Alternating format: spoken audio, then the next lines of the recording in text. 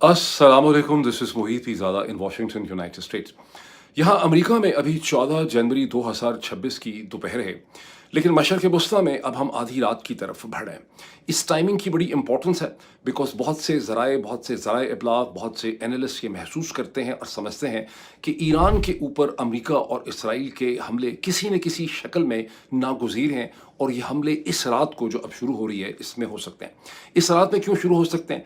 इसलिए कि अमेरिका की नेशनल सिक्योरिटी टीम और प्रेसिडेंशियल टीम की एक दिन पहले तो मुलाकात हुई, लेकिन प्रेसिडेंट जो मसलसल स्टेटमेंट ये दे रहे हैं, उन्होंने ये स्टेटमेंट देनी शुरू कर दी है 24 घंटे पहले कि ईरान के प्रोटेस्टर्स और मुजाहिरीन जो हैं, उन्हें अपने एहतजाज को जारी रखना चाहिए, help is on the way. वो उस कल की मीटिंग में शामिल नहीं थे। अब जो मीटिंग इस वक्त होने लगी है, इसमें प्रेसिडेंट भी शामिल होंगे और ईरान के हवाले से अहम फैसले किए जाएंगे। और अगर अमेरिका ने ईरान को एंगेज किया और किसी किस्म के हमले किए, तो इसराइल इनएविटेबली उन हमलों का हिस्सा बन जाएगा। याद रहे कि इसराइल के प्राइम मिनिस्टर बेंजामिन नेतन्याहू 29 दिसंबर को वाशिंगटन में थे और एक दिन पहले ईरान में मुजाहरों का आगाज़ हो चुका था। बहरहाल मैंने अपने पिछले वीलॉग के अंदर मैंने ये प्रॉमिस किया था, मैंने वादा किया था कि मैं ईरान अमेरिका इसराइल डायनामिक्स के हवाले से एक तफसीली किस्म की वीडियो करूँगा, जिसमें बहुत सी हेडलाइंस और इमेजेस और बहुत सी इन्फॉर्मेशन आपको दिखाने की कोशिश करूँगा।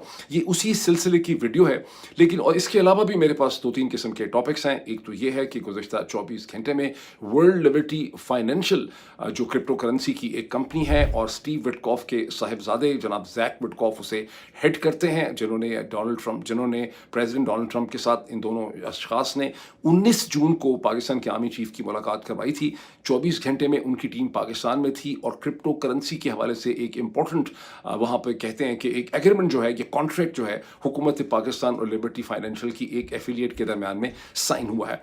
उसके अलावा पाकिस्तान ने एक almost structured proposal, leak document से पता चलता है कि पाकिस्तान ने ऑलमोस्ट एक स्ट्रक्चर्ड प्रपोजल रखा है अमेरिका के सामने। ये रखने की कोशिश की जा रही है कि हम अफगानिस्तान से जंग करने के लिए तैयार हैं। तो इन तमाम मामलात के ऊपर मैं जाना चाहूँगा, लेकिन इससे पहले मैं क्विकली थोड़ी सी एक्सप्लेनेशन और फीडबैक शेयर करना चाहता हूँ, जिसका ताल्लुक पिछले वीलॉग से है। जो पिछला वीलॉग था, उसमें मैंने ये एनालिसिस ऑफर किया कि अडियाला के बाहर 10,000 की पाकिस्तान तहरीक इंसाफ की जो कैंपेन थी, वो बहुत बुरी तरह से नाकाम हुई, और ऐसा लगता है कि पाकिस्तान तहरीक इंसाफ की लीडरशिप ने इमरान खान की बहनों को, मोहतरमा अलीमा खान और दूसरी बहनों को तन्हा छोड़ दिया। और जब ज़ाहिर है कि इस तरह का नारा दिया था, तो बहुत ज़्यादा तैयारी की ज़रूरत थी। उस वीडियो के फ़ौरन बाद मुझे पाकिस्तान तहरीक इंसाफ की रैंक एंड फाइल से और मुख्तलिफ लेवल से खासा फीडबैक मिला है। ये फीडबैक टेक्स्ट मैसेजेस की शक्ल में भी है, व्हाट्सएप पे भी है, कुछ कमेंट्स आप पिछले यूट्यूब के ऊपर भी लोगों के देख सकते हैं, ईमेल्स भी हैं, और इसमें फ़ोन कॉल्स भी हैं। इसका जो लुबे लुबाब या इसको समअप अगर आप करें, तो वो ये है कि तन्हा नहीं छोड़ा, लेकिन कुछ बुनियादी मिसअंडरस्टैंडिंग्स पाई जाती हैं देखने वालों की नज़रों के अंदर। और पहली मिसअंडरस्टैंडिंग ये है कि लोग सिंध और पंजाब या खैबर पख्तूनख्वा को आपस में कंपेयर करते हैं।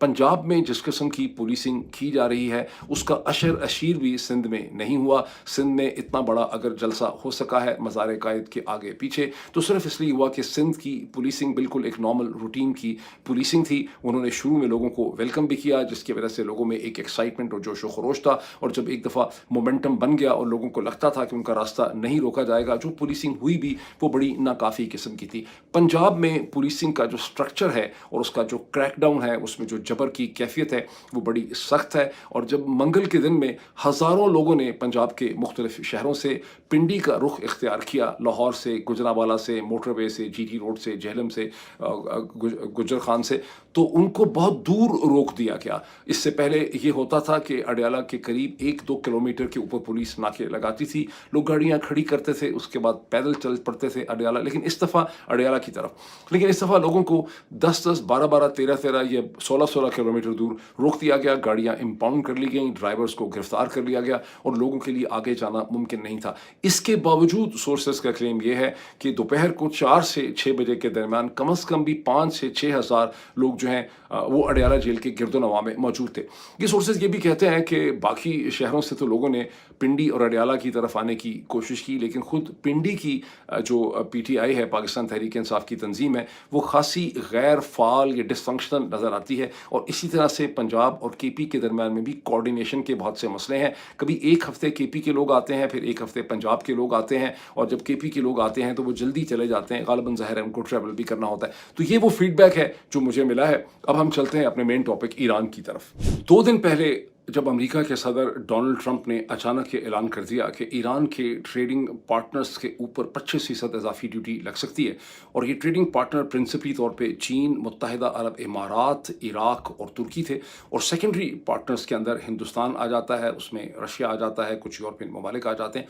तो मैंने उस वक्त ये एनालिसिस किया था कि लगता है कि ईरान के लिए ख़तरा टल गया है, बिकॉज ये जिस किस्म की ट्रेडिंग रिस्ट्रिक्शंस या ड्यूटीज़ की बात की जा रही है चीन के ऊपर, मुत्तहिदा अरब इमारात के ऊपर और हिंदुस्तान पे, ये इस स्टेज के ऊपर कोई इम्प्लीमेंट होते मुझे नज़र नहीं आती। और यूं डोनाल्ड ट्रंप ने एक तरह से डाइवर्जन की है, और इसराइल का और नेतन्याहू का उनके ऊपर जो प्रेशर है उससे वो जान छुड़ाने की कोशिश कर रहे हैं। उसकी वजह ये भी है कि अमेरिका और इसराइल के पास, ख़ास करके इसराइल तो बहुत बज़द है कि ईरान का रजीम चेंज किया जाए, लेकिन अमेरिका की जो टीम है प्रेसिडेंट की, उसको कोई ठीक तरह से समझ नहीं आ रहा कि इसका कोई राइट तरीका क्या होगा, सबसे किस किस्म का मौसर तरीका होगा जिसके कि डिज़ायर्ड रिजल्ट्स मिलें और लेने के देने न पड़ जाएं, या ईरान में इंतशार न मच जाए, या खित्ते में उनके इंटरेस्ट जो हैं वो मुतासिर ना हों। तो जब मैंने ये कहा, और मैंने इसके हवाले से एहतियातन 2 ट्वीट भी किए, एक अंग्रेज़ी में एक उर्दू में, और उन ट्वीट्स में मैंने एक ऑप्शन ये भी रखी थी कि डोनाल्ड ट्रंप का कुछ पता नहीं है। और आप में से जिन लोगों ने उस ट्वीट सर्वे में हिस्सा लिया, उसमें से मैं समझता हूँ कि 70% से ज़्यादा लोगों का ये ख्याल था कि डोनाल्ड ट्रंप का कुछ पता नहीं है, और स्ट्राइक्स जो हैं वो ज़रूर होंगी। बहरहाल उसके अब से एक दिन पहले डोनाल्ड ट्रंप ने अचानक ये बताया दुनिया को कि उनके मिडल ईस्ट के जो एनवॉय हैं स्टीव विटकॉफ में और ईरान के फॉरेन मिनिस्टर अब्बास अरक्ची के दरमियान में जो राब्ते थे, जो बातचीत हो रही थी, उसे फौरी तौर पे सस्पेंड कर दिया गया है। हालांकि उससे एक दिन पहले डोनाल्ड ट्रंप ने एयरफोर्स 1 में रिपोर्टर्स के साथ बात करते हुए ये खुद एडमिट किया था कि ईरान के साथ हमारे राब्ते हैं और बहुत जल्दी इस हवाले से मीटिंग होगी। लगता है उनके ऊपर प्रेशर आया उनको, और मैं समझता हूँ ये प्रेशर इसराइल की तरफ से आया, जिसके बाद ये राब्ते ख़त्म कर दिए गए, वो मीटिंग नहीं हो सकी, और डोनाल्ड ट्रंप ने यह कह दिया कि मुजाहिरीन को खड़े रहना चाहिए, उनको स्ट्रगल करनी चाहिए, और बहुत जल्दी help is on the way. अब वो हेल्प क्या हो सकती है, ये अमेरिका का ज़राए अबलाग एनालिस्ट समझने से काफ़ी उनको समझ नहीं आ रही ठीक तरह से, लेकिन मैं कुछ आपको इसकी स्पेकुलेशंस और आइडियाज़ भी आपके साथ मैं आपको बताता हूँ। इसके साथ ही एक नई चीज़ ये हुई कि अचानक वो ज़राए अबलाग अमेरिका के बड़े बड़े अखबार जैसे न्यूयॉर्क टाइम्स है, वाशिंगटन पोस्ट है, अमेरिका के बड़े टेलीविज़न प्लेटफॉर्म्स हैं, CNN है, CBS है, ABC है, जिन्होंने उससे 24 घंटे पहले तक उनकी जो रिपोर्टिंग थी ईरान के ऊपर वो खासी कंसर्वेटिव थी। फॉर इंस्टेंस, जब ईरान से लिंक्ड इंसानी हकूक़ की जो तंजीमें हैं, और ये amnesty international, human right watch वगैरह नहीं है जो कि मुस्तनद तंजीमें हैं, ये वो ग्रुप हैं जो Iran specific human right group हैं, जिनके ऊपर ये शक और इल्ज़ाम है कि ये ईरान के रजीम के ओपोनेंट्स हैं, और रज़ा शाह पहलवी या कोई और इनको फंड करता है या उनसे इनका रिलेटेड है। मतलब ये कोई एक मुस्तनद किस्म के ह्यूमन राइट ग्रुप नहीं है।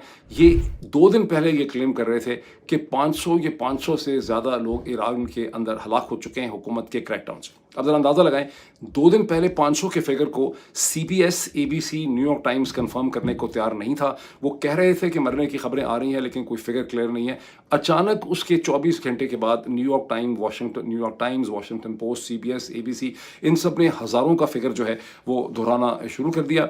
और न्यूयॉर्क टाइम्स की जो स्टोरी अब से कोई तकरीबन 12 घंटे पहले में, उसके ओपनिंग पैराग्राफ में 3000 लोगों के मरने की बात की गई है। और अब CBS की स्टोरी अगर आप इस स्टेज के ऊपर देखते हैं, अच्छा, कोई इसमें ये नहीं है कि ये सोर्सेस कहाँ से आ रहे हैं, ये फलां ग्रुप कह रहा है, फलां ह्यूमन राइट ग्रुप कह रहा है। और साथ साथ जब आप ईरान के बारे में मेरी सारी कमेंट्री देखते हैं तो जहन में पाकिस्तान को रखें, जहन में पाकिस्तान में गुज़श्ता 3 3.5 बरस में जो जद्दोजहद लोगों ने की है, उसको दुनिया ने और मगरबी दुनिया ने किस तरह से उसे कवर किया, उस पर उनका क्या रिएक्शन, रद्द-ए-अमल था, उसको भी आप जहन में रखें। बिकॉज ये ईरान की कहानी नहीं है, ये हम सब की अपनी कहानी है, और ये दुनिया की कहानी है। और दुनिया की कहानी को जितना बेहतर आप अंडरस्टैंड करेंगे, उतना अपनी बेहतर कहानी को आप अंडरस्टैंड कर सकते हैं।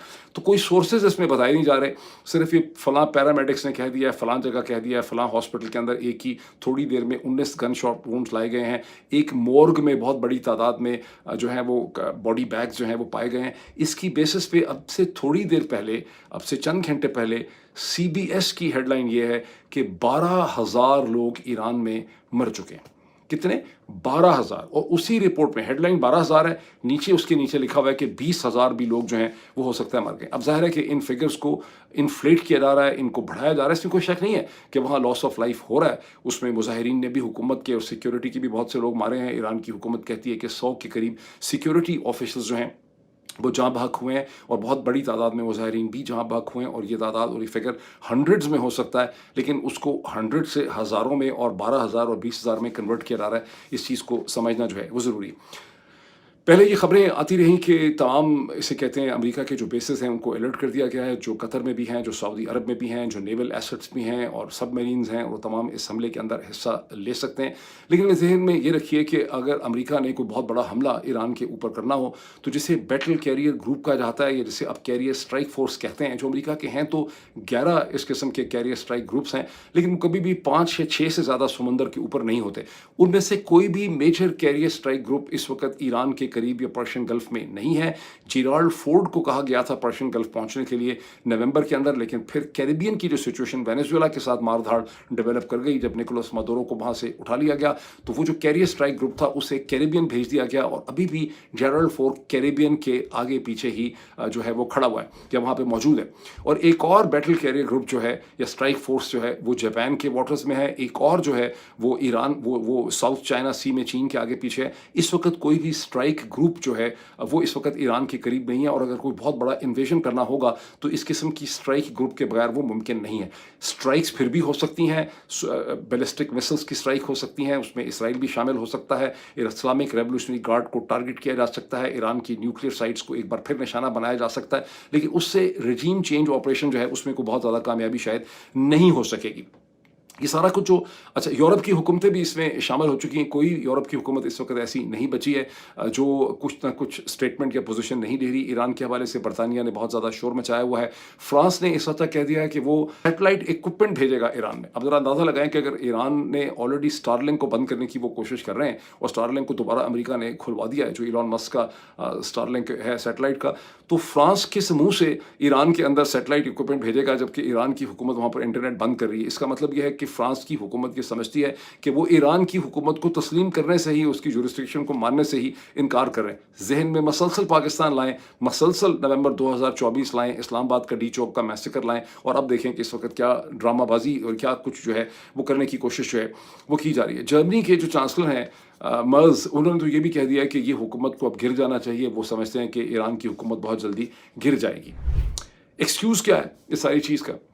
इसका एक्सक्यूज़ तो लोग भूल ही गए होंगे जिस तरह की कहानी डेवलप हो गई। एक्सक्यूज़ ये है कि ईरान के अंदर चूँकि प्रो डेमोक्रेसी मुजाहिरीन जो हैं उनके ऊपर ईरान की हुकूमत क्रैक डाउन कर रही है, उनको मार रही है, जुल्म कर रही है, बहुत बड़ी तादाद में लोग मर गए। इसलिए अमेरिका का ये हक है कि वो उसके अंदर आके इंटरवीन करे और उनकी जान को बचाए। इससे ज़्यादा बोगस एक्सक्यूज़ जो है वो क्या हो सकता है? I just don't want to make any more comment on that.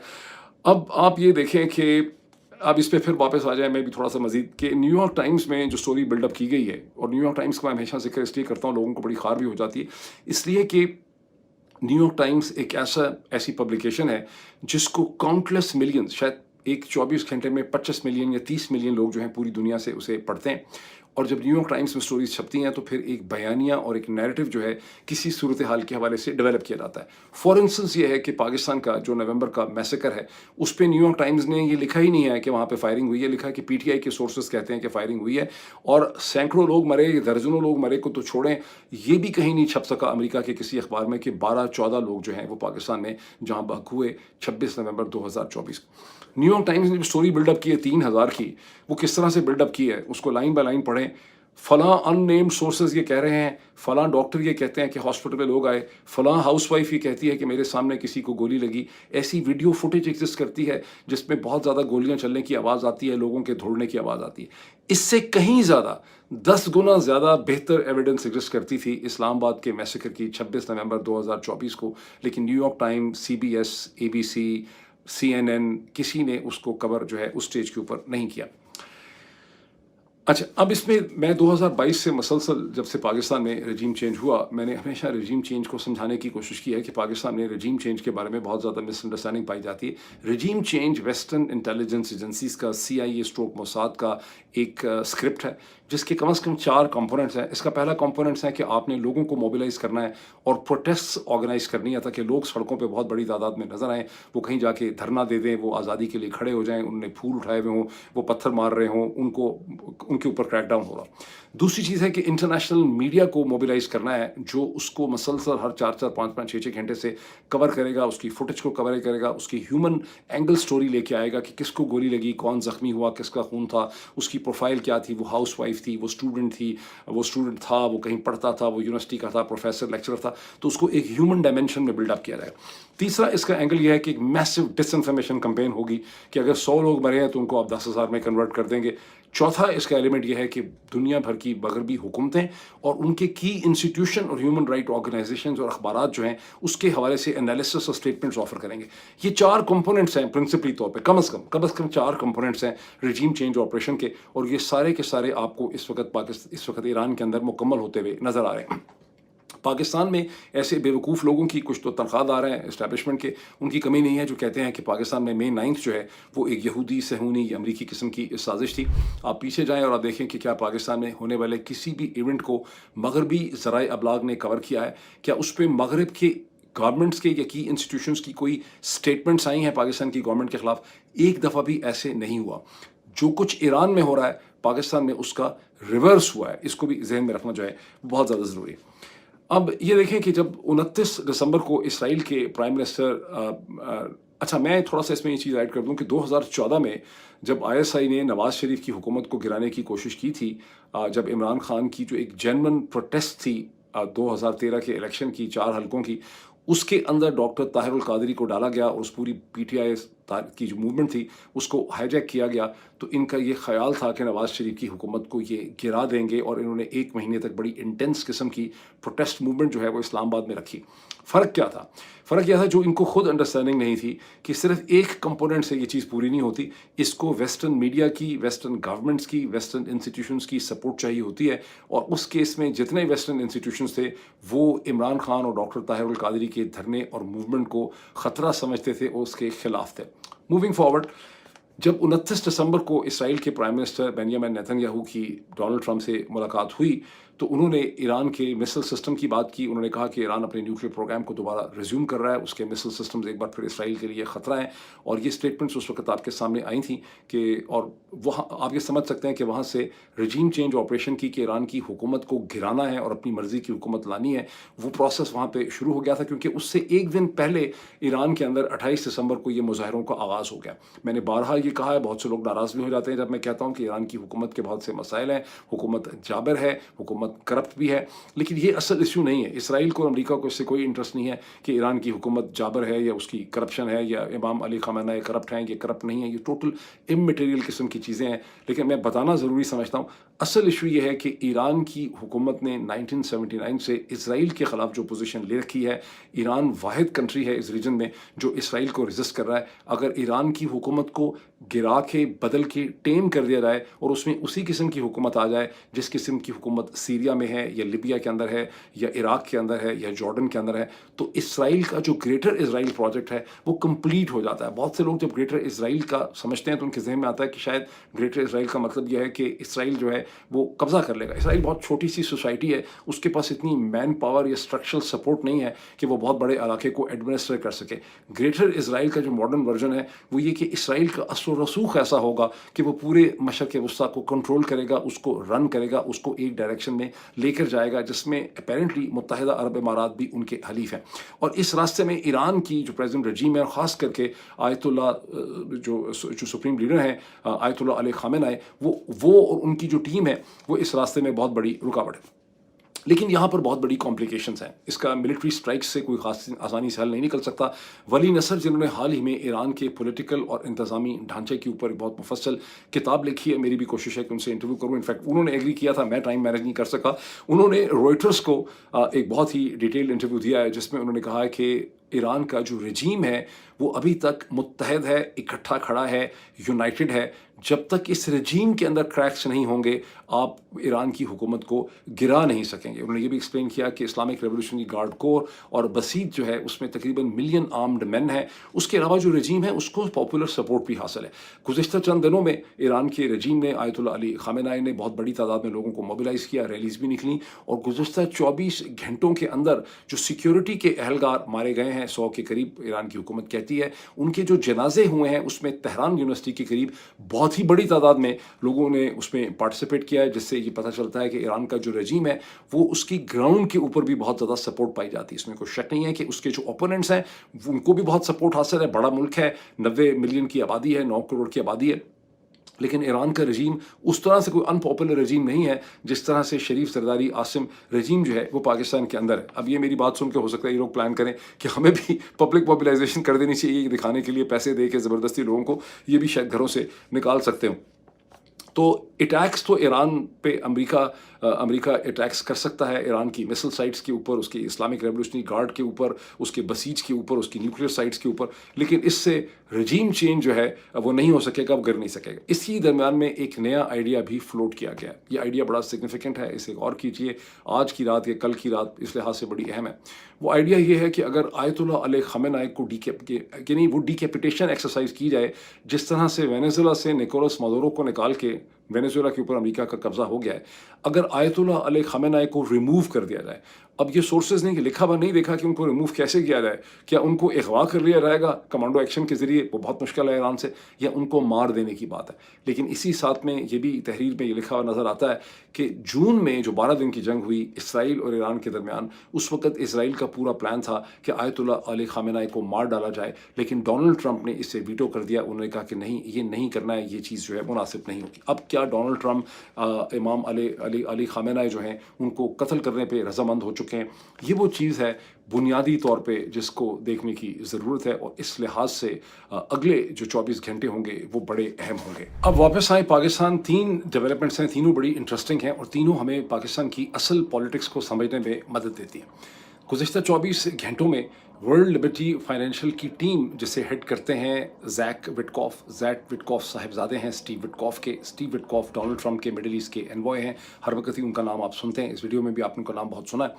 तो वो टीम पाकिस्तान में थी। अब उस टीम ने क्रिप्टो करेंसी की एक डील जो है वो गवर्नमेंट ऑफ पाकिस्तान के साथ उन्होंने साइन की है। और ये भी पता चला है कि दुनिया में पाकिस्तान पहली हुकूमत है, सॉवरन स्टेट है, जिसने इस कंपनी के साथ, इसके एफिलिएट के साथ एक क्रिप्टो करेंसी की डील जो है वो साइन की है। जहन में ये भी रखिए कि और भी बहुत से मुल्कों ने डील साइन नहीं की जिनमें क्रिप्टो करेंसी इलीगल नहीं थी। पाकिस्तान वो मुल्क है जहाँ सिर्फ 1 साल पहले तक क्रिप्टो करेंसी कानूनी तौर पे इलीगल थी, लेकिन ऐसे करके वो सारी दुश्वारियाँ या कानूनी मसाइल जो हैं वो ख़त्म किए गए हैं और अब डील पाकिस्तान ने साइन कर ली है। ठीक, अब ये भी जहन में रखना बहुत ज़रूरी है कि ये आम तासुर है वाशिंगटन के अंदर के ज़ैक विटकॉफ और स्टीव विटकॉफ ही वो लेवरेज पॉइंट हैं जिसके ज़रिए जून 19 तारीख को पाकिस्तान के army chief general Asim Munir की डोनाल्ड ट्रंप के साथ लंच मीटिंग हुई थी। तो ये बड़ा वैल्यूबल रिलेशनशिप है। और 10 मई 2025 को जब पाकिस्तान हिंदुस्तान की जंग ख़त्म हुई तो भी ज़ैक विटकॉफ जो है वो इस्लामाबाद पिंडी पहुंचे थे और वहाँ उन्होंने जनरल आसिम मुनीर से मुलाकात की थी। और वहाँ भी ये समझा जाता है कि डोनाल्ड ट्रंप ने हिंदुस्तान के ऊपर जो बड़ी स्ट्रॉन्ग पोजीशन ली, उसमें Steve Witkoff stroke Zach Witkoff का जो कनेक्शन है जनरल आसिम मुनीर का, वो बहुत गैर मामूली अहमियत का हामिल है। अच्छा, अब ये तो होगी डेवलपमेंट। अब लेवरेज जिस तरह से जनरल आसिम मुनीर साहब करना चाह रहे हैं अपने आप को अमेरिका के साथ, उसकी मजीद एग्जाम्पल ये देखिए कि लीक्ड डॉक्यूमेंट सामने आए हैं। गुज़िश्ता तकरीबन 48 घंटों से ट्विटर के ऊपर खबर पड़ी हुई है और ये लीक डॉक्यूमेंट पाकिस्तान के एक फारा रजिस्टर्ड लॉबिस्ट के लीक डॉक्यूमेंट हैं। फारा कहते हैं फॉरेन एजेंट रजिस्ट्रेशन एक्ट, जिसके तहत पाकिस्तान ने इस वक्त 5 के 6 अपने लॉबिस्ट जो है रजिस्टर किए हुए हैं। ये जो कम्युनिकेशन लीक हो गई, पता नहीं कैसे लीक हो गई है। अच्छा, ये वैसे थोड़ा सा मैं आपको क्लियर कर दूं कि लॉबिस्ट जो होते हैं उन्हें अंडर द एक्ट अपने जो कुछ भी वो करते हैं हर 6 महीने के बाद या हर 3 या 4 महीने के बाद उनको स्टेट की एक एजेंसी को इन्फॉर्म करना पड़ता है, डिस्क्लोजर देना पड़ता है कि हमने अपने क्लाइंट के लिए, इस केस में पाकिस्तान है, कुछ दिन पहले इसी तरह से हिंदुस्तान का भी एक डिस्क्लोजर आया था कि उन्होंने भी एक सिंगल लॉबिस्ट रखा है जो प्रिंसिपली ट्रेड के ऊपर काम करता है। तो उसने जो भी एक्टिविटीज़ की थी उसका जो डिस्क्लोजर जब उसने किया तो वो भी अखबारों की ज़ीनत हिंदुस्तान में बना था, पाकिस्तान में भी बना था। लेकिन ये वो वाला डिस्क्लोजर नहीं है, ये तो लगता है कि लीक हुआ है। बिकॉज ये एक ई मेल है जो एम्बेसडर पॉल जोन्स जो पाकिस्तान में रह चुके हैं, जिन दिनों में मैं पाकिस्तान में था, मेरी भी उनसे बहुत मुलाकात हुई, फॉर्मर यूएस एम्बेसडर, उन्होंने एक ईमेल लिखी है एलिजबेथ होस्ट को, जो बाइडन एडमिनिस्ट्रेशन में साउथ एशिया के मामला को सुपरवाइज करती थी डिपार्टमेंट ऑफ स्टेट में। और उन्होंने कहा है कि आप जानते हैं कि बेसिकली पॉल जोन्स काम कर रहे हैं स्क्वायर पैटर्न बॉक्स के लिए, जो कि लॉबिस्ट फर्म है। और उन्होंने कहा कि हमने एक डॉक्यूमेंट अटैच किया है आपका एग्जामिन करने के लिए, और डॉक्यूमेंट का उन्वान है रिन्यूड पाकिस्तान यूएस रिलेशंस। उन्होंने कहा कि हमने ये प्रपोजल दिया है गवर्नमेंट को, हम देना चाह रहे हैं, आप इसको एक दफ़ा देख लें कि इसमें हमें मज़ीद कुछ इसकी नोक पलक दुरुस्त करने की ज़रूरत है, हमें कुछ इसमें एडिशन करने की ज़रूरत है। अभी डॉक्यूमेंट बड़ा एम्बिशियस है। ये डॉक्यूमेंट ये कहता है कि पाकिस्तान दुनिया के one of the most populous nation states में से ऑफ कोर्स है। Pakistan is the 5th largest populace nation, 2nd largest Muslim country in terms of population. और पाकिस्तान का अमेरिकन डायस्पोरा जो है वो तकरीबन 6 लाख का अमेरिकन डायस्पोरा है, जो बहुत ही रोबस्ट है। हम बड़े इंपॉर्टेंट हैं, हम अपना ट्रेड और इन्वेस्टमेंट रिलेशनशिप चाहते हैं, और हम अपनी फाइनेंशियल आर्किटेक्चर को मॉडर्नाइज कर रहे हैं। यहाँ तक तो खैर बड़ा उसमें भी बहुत ज़्यादा एग्जैजरेशन है और सब इम्प्रैक्टिकल बातें हैं जिसमें कोई सब्सटेंस नहीं है। लेकिन जो असल चीज़ है चुभती भी, वो ये है कि उसमें सिक्योरिटी का जो पैराग्राफ है उसमें लिखा है कि आईसिस के पास वो वेपन्स हैं जो अमेरिका पीछे छोड़ गया था, और ये वेपन्स हमारे भी खिलाफ इस्तेमाल हो रहे हैं, टीटीपी को मिल रहे हैं, और पाकिस्तान असिस्ट कर सकता है अमेरिका को इन वेपन्स को रिट्रीव करने में। ये बड़ी इंटरेस्टिंग बात है। आप अफ़गानिस्तान से किस तरह से वेपन रिट्रीव करेंगे, इसका मतलब है कि आप अफ़गानिस्तान के अंदर दाखिल होंगे, अफ़गानिस्तान में वेपन्स को ढूंढेंगे, आप अफ़गानिस्तान के साथ जंग करेंगे। तो बेसिकली पाकिस्तान ये प्रपोजल किया जा रहा है पाकिस्तान की फ़ौज की तरफ से कि हम अफ़गानिस्तान से, अगर हमारी मदद की जाए, आप हमें सपोर्ट करें, तो हम अफ़गानिस्तान से जंग करने के लिए तैयार हैं। इसका मतलब क्या है? इसका मतलब यह है कि पाकिस्तान जो है इस्टेब्लिशमेंट को वो ढूंढ रही है उसी किस्म का लेवरेज एंड रिलेशनशिप जैसा कि 1960 की दिहाई में सीटो सेंटो की शक्ल में था। 1979 का जो सोवियत इन्वेजन है, उसके बाद 10 बरस का एक रिलेशनशिप था जनरल ज़िया का अफगान जहाद के हवाले से, और 9/11 के बाद जनरल मुशर्रफ का भी 8-9 बरस का एक रिलेशनशिप था। ये एक ऐसा रिलेशनशिप होता है जिसमें आपकी अहमियत और लेवरेज बहुत बढ़ जाता है, आपके साथ मिलिट्री और इंटेलिजेंस कोऑपरेशन होती है, आपको फाइनेंशियल मदद भी मिलती है, आप बड़े अहम जो हैं वो हो जाते हैं। सो जनरल आसिम मुनीर मसलसल उनकी टीम कोशिश कर रही है कि इसी किस्म का एक रिलेशनशिप उनको एक बार फिर मिल जाए, कम से कम अगले 10 साल जो हैं वो आसानी से गुजर जाएं। इस स्टेज पे मैं ये भी कहूँगा कि पाकिस्तान के 99.99% लोग, जिनमें मैं भी शामिल था बहुत अरसे तक, वो सबका ये ख्याल है कि पाकिस्तान न्यूक्लियर जौहरी ताकत बन गया। अमेरिका की रेजिस्टेंस के बावजूद हमने बड़ी बहादुरी दिखाई, हम बड़े स्मार्ट थे, हमने ये वाला दौबेज किया, ये स्मार्टनेस दिखाई, ये चालाकी की, इधर से ले लिया उधर से ले लिया। सब बकवास है। अगर आप उस ज़माने का लिटरेचर गौर से पढ़ें तो इसमें कोई शक नहीं है कि हिंदुस्तान की लॉबी ने बहुत कोशिश की कि पाकिस्तान न्यूक्लियर ना बन सके। उन्होंने लॉबिस्ट हायर किए, उन्होंने कांग्रेसमैन को कुछ को इस्तेमाल किया, उन्होंने मीडिया में स्टोरीज छपाई, किताबें भी लिखवा दी। लेकिन अमेरिका की किसी भी एडमिनिस्ट्रेशन ने 70s और 80s में कोई कंसर्टेड स्ट्रक्चर एफर्ट नहीं की पाकिस्तान को न्यूक्लियर ना होने से रोकने के लिए, बिकॉज पाकिस्तान का न्यूक्लियर होना कभी अमेरिका के लिए ख़तरे का बायस नहीं था, और ना उनको अभी भी कोई बहुत ज़्यादा ख़तरा है पाकिस्तान के न्यूक्लियर इशू से। अगर वो किसी को न्यूक्लियर ना होने दें तो उसकी बहुत सी एग्जांपल्स हैं आपके सामने, इस वक्त ईरान की एग्जांपल। अब एक और बड़ी इंटरेस्टिंग चीज़ देख लें, इसका तस्करा तो सोशल मीडिया पे बहुत हो रहा था, लेकिन अब world wild life fund WWF ने गुज़श्ता 24 घंटे में एक रिपोर्ट इशू की है, जिसमें उन्होंने कहा है कि इस्लामाबाद के मुख्तलिफ मकामात पे जो दरख्त गिराए गए हैं, ये सारे के सारे, इनका ताल्लुक पेपर मलबरी से नहीं है जिससे कि एलर्जी होती है, वो भी हैं। उन्होंने माना कि पेपर मलबरी इस्लामाबाद के लिए एक प्रॉब्लम है, उससे एलर्जी होती है। लेकिन वर्ल्ड वाइड फंड WWF का ये कहना है कि पेपर मलबरी को इस तरह से उखाड़ने से उसका कोई हल इसलिए नहीं निकलता कि उसके रूट्स बहुत गहरे होते हैं और ये दरख्त बहुत जल्दी अपने आप को दोबारा खड़ा कर लेता है, तो ये कोई हल भी नहीं है। लेकिन उन्होंने कहा है कि उनके पास एविडेंस है, उनकी रिसर्च ये शो करती है उनकी टीम की, कि ये ऐसी लोकेशंस में दरख्त गिराए गए हैं जो पेपर मलबरी नहीं है, और इसके अंदर स्ट्रक्चरल डेवलपमेंट जो इस्लामाबाद में की जाना चाहते हैं, जिसमें कमर्शियल एरियाज खड़ा करना चाहते हैं, सड़कें बनाना चाहते हैं, हाईवेज़ बनाना चाहते हैं, उसके लिए ये दरख्त जो है वो गिराए जा रहे हैं। 2-3 एरियाज़ का उन्होंने ख़ास करके जिक्र किया। उसमें H8 जो है इस्लामाबाद का, जहाँ एक नई सड़क डेवलप की जा रही है, उसका उन्होंने जिक्र किया है, और इस्लामाबाद एक्सप्रेसवे जो है उसका भी उन्होंने जिक्र किया, चकशाजाद का भी उन्होंने जिक्र किया।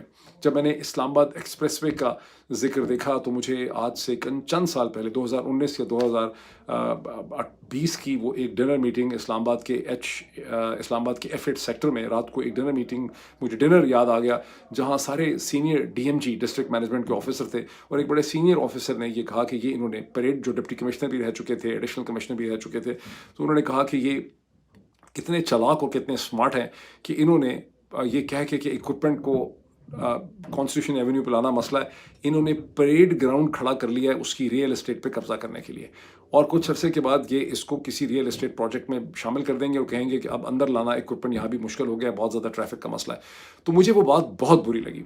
मैंने उन डीएमजी ऑफिसर के साथ बड़ी लड़ाई की। मैंने कहा ये आपका तासुब है, ये आपका बायस है, ये मतलब किस तरह से आप फ़ौज के ऊपर ये इल्ज़ाम लगा रहे हैं। लेकिन मुझे अब एहसास हुआ है हालात देख के पाकिस्तान के कि वो डीएमजी ऑफिसर बिल्कुल ठीक थे और ये नाचीज़ गलत था। अब इतना ही, फिर आपसे मुलाकात होती है। Thank you.